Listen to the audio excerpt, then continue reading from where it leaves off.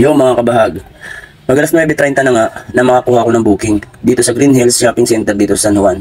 At sa layong 4.6 km, ang babayaran lang sa atin ni Sir ay 73 pesos at ang drop off natin kay Sir ay sa Farmers Cubao Plaza. Pero nagbigay si Sir ng 90 pesos dyan. Salamat po Sir. At pagbaba ko nga kay Sir dito sa drop off, may biglang nagsabi na, sige, banggain nyo yan. May mga nakapark naman sa likod ko, pero ako na pag-initan nila. Saglit lang ako nagbaba at wala akong balak mag-park o maghintay pa ng booking doon dahil alam ko na bawal doon. Minsan talaga hindi natin alam kung ano ang pwede mangyari sa atin kapag bumabiyahe tayo. Kaya mas mabuti na rin talaga na maging kalmado din tayo at huwag pa basta-basta papatol. Kasi dalawa lang ang pwede mangyari. Mapahamak ka o makadisgrasya ka.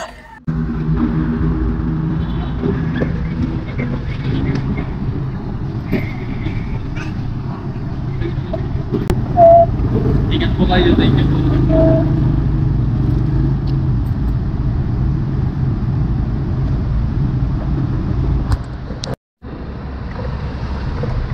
Hindi talaga, Gongo.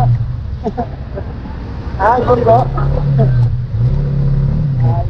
Mas lalo pala ako napag-initan dyan mga kabag dahil yung isa, nasusundo lang sinita din at sinabihan siya na bawal nang mag-park dyan. At ang sabi niya, nag-park ba ako? Susundo lang ako. Nakasyabo ka ba? Umalis na ako dahil alam ko pwede mangyari. Pero hinabol ako at napatigil dahil nakakapikong talaga. Kaya pala maangas madami kasama sa gilid at lahat sila pabor dyan kay Boy Siga. Bangga.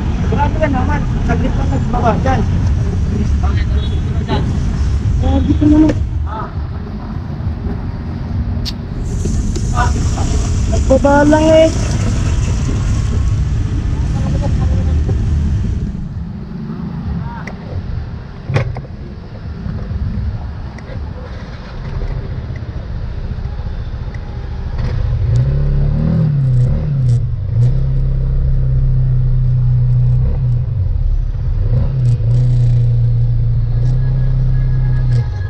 Masyadong siga yung mga tao dito sa sa Farmers.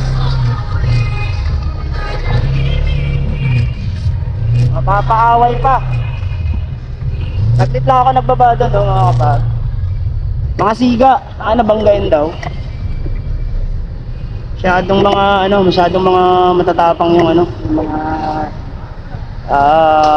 tawag dito, yung mga nagtatawag ng pasahero dito, Farmers. Masyadong siga ang putik. Saglit lang nagbaba dun eh.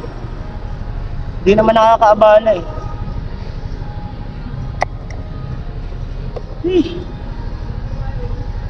Ingat kayo dito mga kabag sa may na to. Banggain daw ako.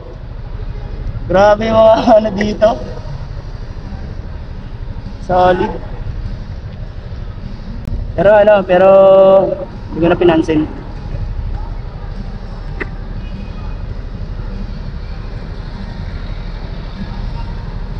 Hahaba lang kasi yung diskusyon. Hirap mapaaway.